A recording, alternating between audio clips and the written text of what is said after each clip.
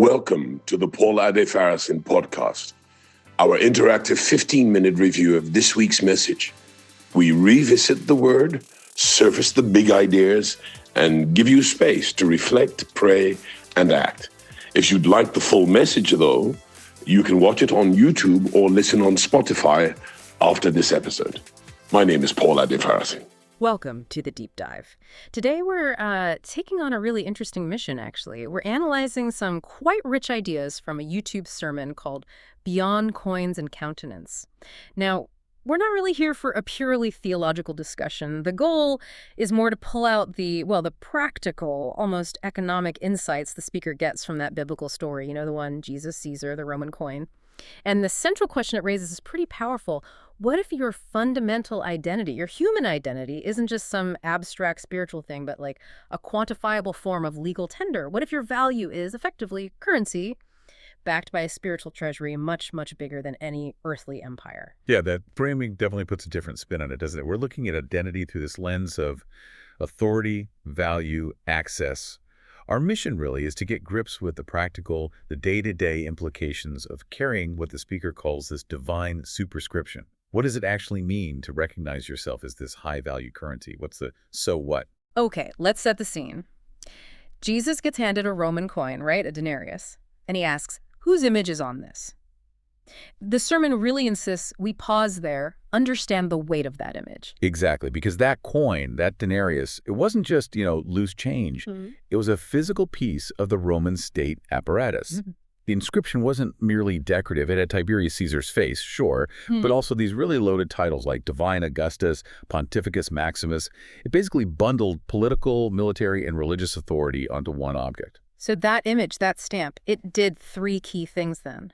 It gave authority, guaranteed access across the empire, and signaled that the entire Roman treasury, the military, everything stood behind its value, made it legal tender everywhere. Absolutely correct. The coin worked not because the silver was great quality necessarily, but because of the authority that stamped it. And well, here's where the whole idea takes that sharp turn towards you, the listener. If a little metal coin holds that much power because of Caesar's stamp, imagine your inherent value when you realize you carry the image of the Almighty. Right. That's the huge realization the sermon drives home. That divine imprint, it authenticates where you came from. It's proof, the sermon argues, that you existed in God's purposeful mind before anything else. So if the denarius is Rome's currency, then you are, as the source puts it, heaven's currency, authorized to carry out God's will, God's business here on earth. And the immediate impact of really getting that spiritually and psychologically is just profound. It's about recognition. If you truly grasp you're backed by that kind of sovereign power, it changes how you carry yourself. Completely. You stop, operating below your actual value. This source uses a great analogy. You stop living beneath your spiritual credit limit or your privilege. You start operating with the same kind of confidence, the same expectation of validation that Roman coin demanded, with infinitely superior backing. Okay, but I have to ask, isn't there a bit of a risk here? If my value is tied to being heaven's currency and I'm authorized to transact, doesn't that sound a bit like, dressing up corporate productivity talk in spiritual clothes? That's a really important point of potential friction, yeah. The source tackles this by linking identity directly to purpose, but it defines purpose in a specific way, as dominion. It anchors the whole thing back in Genesis verses 26 to 28. Humanity made in God's image and likeness, specifically so that they could have dominion over everything in the earth. And crucially, dominion over the earth's systems, its resources, not over other people. That's a key distinction. Okay, so the image gives us the inherent value, the stamp, and the dominion mandate gives us the job description. Precisely. The speaker interprets that image of God as vesting humanity with God's own capacities, competencies, and abilities for creativity, for production. And to really underline this, the sermon digs into some Hebrew words, makes this subtle but I think critical distinction. God created the universe from absolutely nothing. The word is bara. But man, the image bearer, is commanded to create using what's already here. The word is yatsa. Oh, okay. So God makes the tree bara, and we, using the authority of that divine image, take the tree and make furniture, yatsa, or we take oars and make machines. The image is like our license to innovate, to manage things. Exactly. It's the authorization to be productive stewards and, importantly, to scale up that impact. The command wasn't just make one thing. It was be fruitful, multiply, fill the earth, with your product, your creation. Yeah. That's about scaling, about systemic productivity. Right. And this is where the source material suddenly pivots to national economics, which I have to say was one of the most arresting parts for me. The speaker basically argues that a lack of productivity means you will not have much currency as a people or as a nation. That connection is absolutely key to the argument. The source makes this broad socioeconomic claim.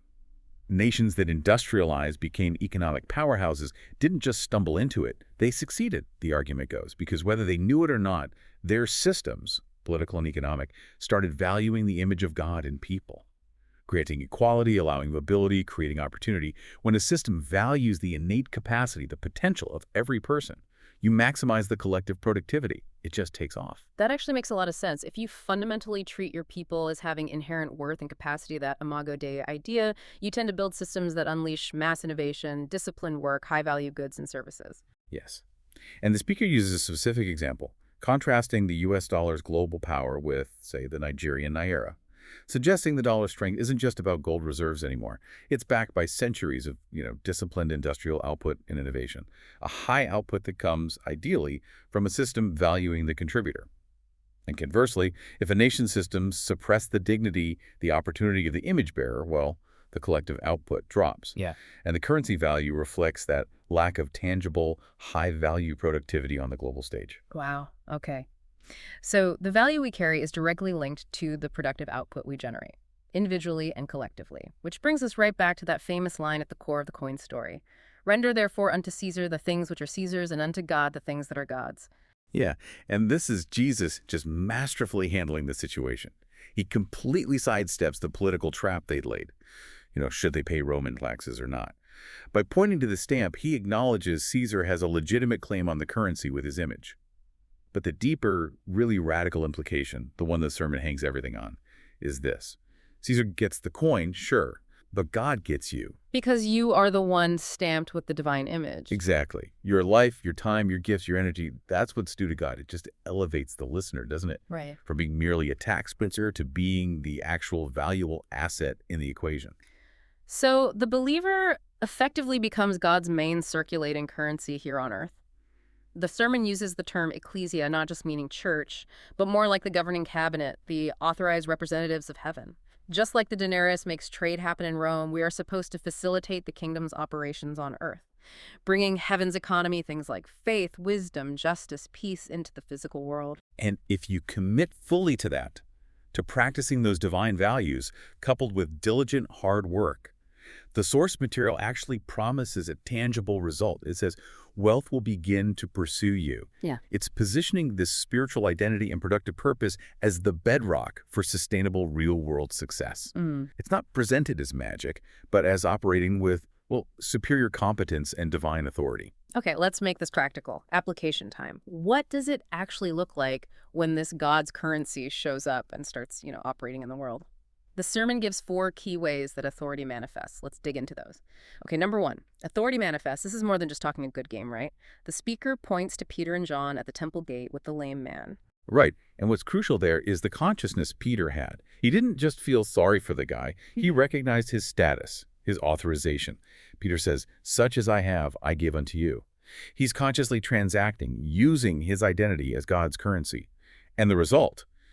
Immediate healing, yes, but also these incredible opportunities that flowed from it. Huge public attention, a platform to speak, validation for their whole mission. Okay. Second manifestation, resources flow.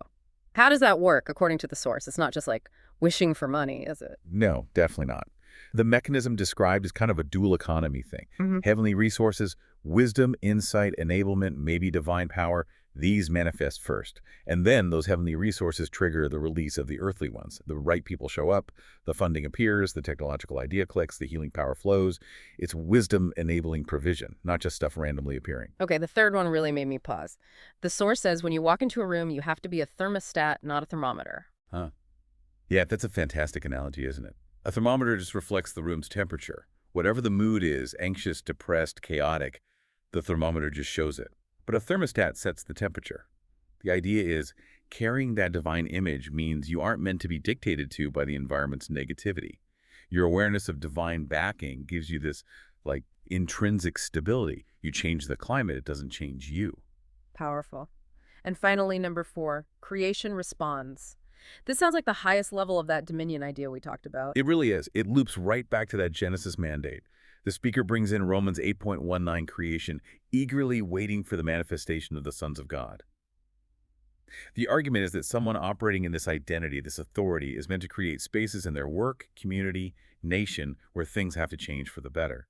That dominion mandate implies even the physical world should eventually align with the purpose of the one carrying God's stamp. And the source kind of grounds all this incredible power in 2 Peter 1.3-4, saying, "We are partakers of the divine nature, given everything needed for life and godliness." It's like a complete enablement package tied directly to recognizing that identity. So boiling it down, the source emphasizes 2 actions needed to really activate this currency. First, get the revelation. This can't just be intellectual head knowledge. It has to become a core belief, which means, actively meditating on Genesis 1.2628, really letting it sink in. And second, exercise your authority. You have to actually speak, pray, act, serve with the conscious awareness that you have heaven's backing, like an ambassador operating with a sealed sovereign mandate. And the collective power. The sermon suggests it scales up massively. It quotes that verse, 1 will put 1,000 to flight, but 2 will put 10,000. It's not just about individual success, is it? It points towards a coordinated, maybe even institutional multiplier effect. Exactly. It implies collective action based on this shared identity is exponentially more powerful. Okay, so if that individual currency, your identity, is truly backed by the Almighty, here's the provocative thought building on this. What happens to a society, to a community, when you partner up with others who also realize they are this legal tender?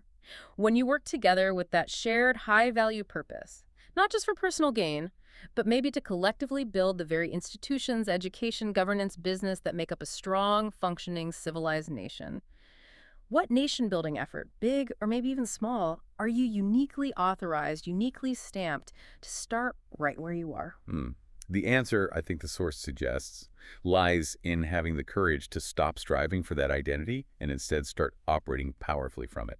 That seems to be the real hinge point for change. An incredible deep dive today really makes you think about value and identity differently. Thanks for joining us on this deep dive, and we'll catch you next time.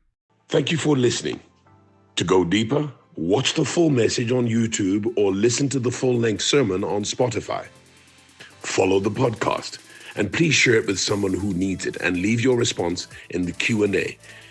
Kindly keep your heart on fire, your eyes on Jesus, knowing you are the exception. Grace and peace. We love you deeply.